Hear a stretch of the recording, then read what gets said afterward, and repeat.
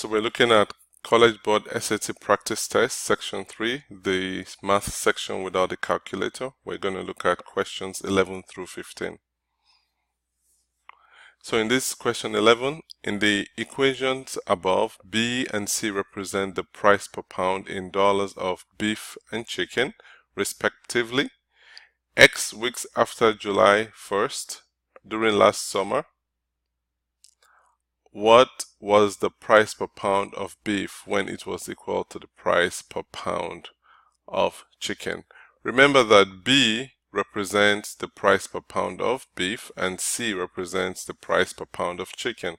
So we want to find out what was the price per pound of beef when it was equal to the price per pound of chicken. So we want to find out what value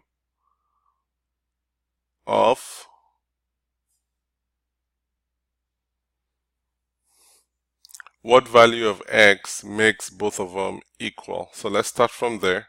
So we say B equal to C. So 2.35 plus 0.25x is equal to 1.75 plus 0.40x. So let's subtract 1.75 from both sides. We have 0.60 plus 0.25x equal to 0.40x. Now we're going to subtract 0.25x from both sides. So 0.60 is 0.15x. We divide both sides by 0.15. And we have x is equal to 4. So what this means is that after 4 weeks, the price of beef and chicken per pound were the same.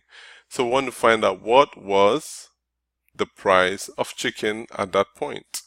So chicken is C is equal to 1.75 plus 0.40x. So it's going to give us 1.75 plus 0.40 times 4. This is 1.75 plus 1.60. So this is 3.35. So that's the answer to that. Number 12. A line in the XY plane passes through the origin and has a slope of 1/7. Which of the following point lies on the line? So it passes through the origin, which is 0, 0, and it has a slope of 1/7, slope equal to 1/7. So we want to find out which of the following point lies on the line. So let's call that point XY. So let's look at how do we get to the slope. The slope is, let's call that M, is y2 minus y1 over x2 minus x1. So y2 is y minus 0 over x minus 0 is equal to 1/7. So this means that 1/7 is y over x.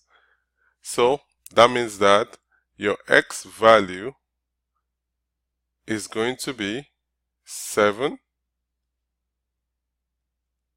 Your y value is going to be 1. So let's look at the other thing to note is that you can also have multiples of this because we're dealing with 0.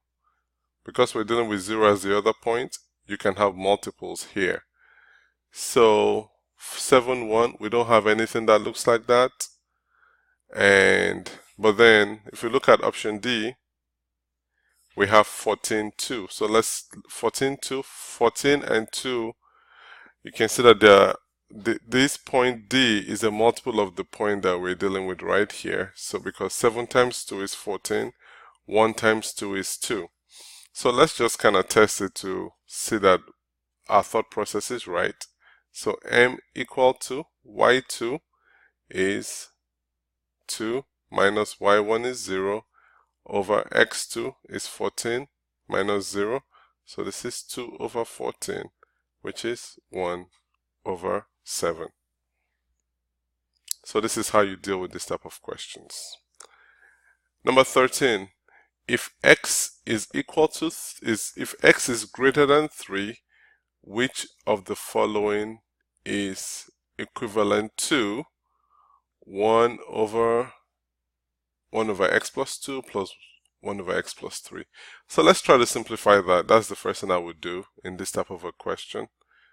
Let's try to simplify it. So 1 over x plus 2 plus 1 over x plus 3. Let's go ahead and simplify the denominator first. So 1 over x plus 2 plus 1 over x plus 3.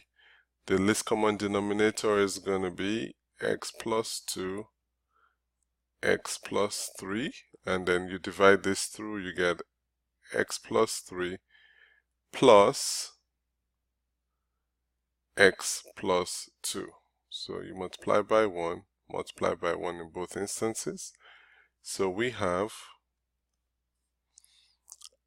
x plus 3 plus x plus 2 divided by, let's factor this. Looks based on our answers, we're going to factor this. Is going to give us x squared plus 5x plus 6. This is going to give us 2x plus 5 over x squared plus 5x plus 6. But our question is actually 1 over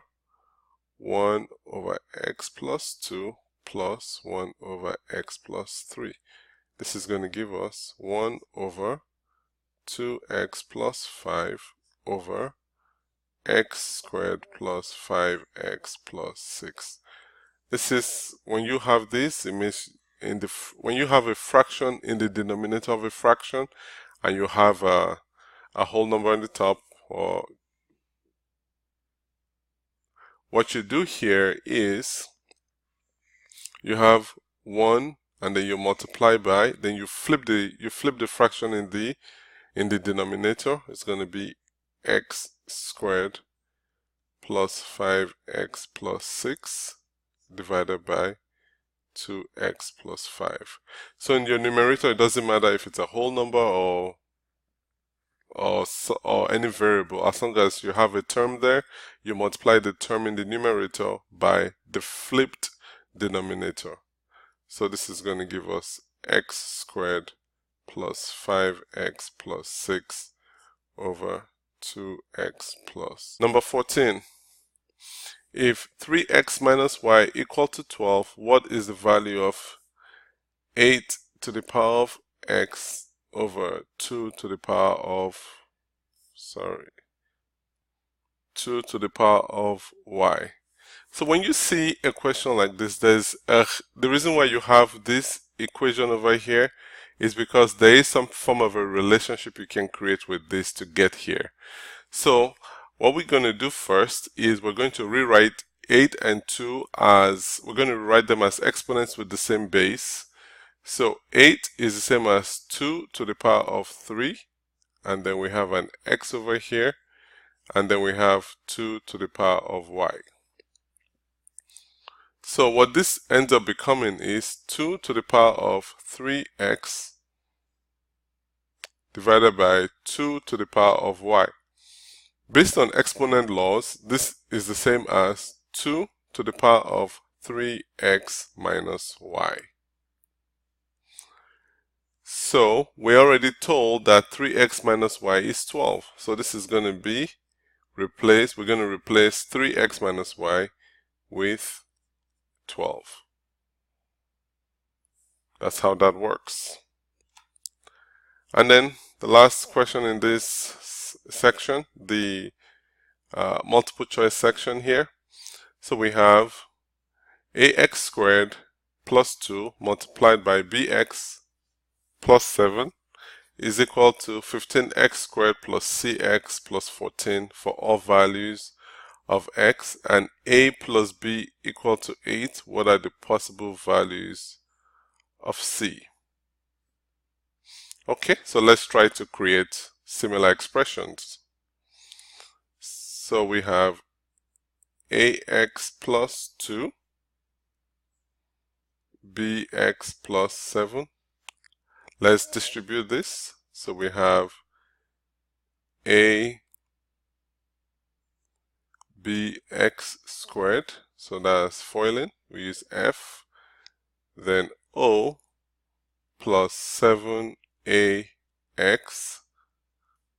I plus 2bx, and then plus 14.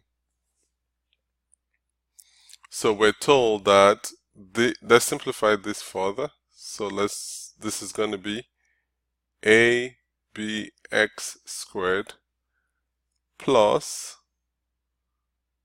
7a plus 2b x plus 14. Now this we're going to compare with 15x squared plus 7a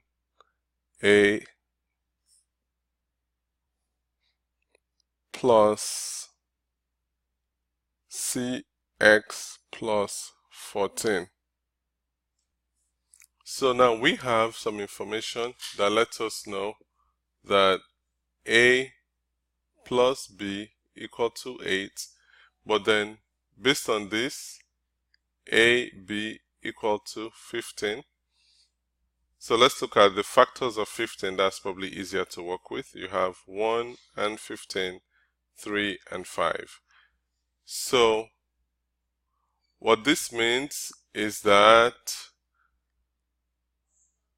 a and b would be either 3 or 5. So let's look at 7a plus 2b. So we can say a equal to 3, b equal to 5.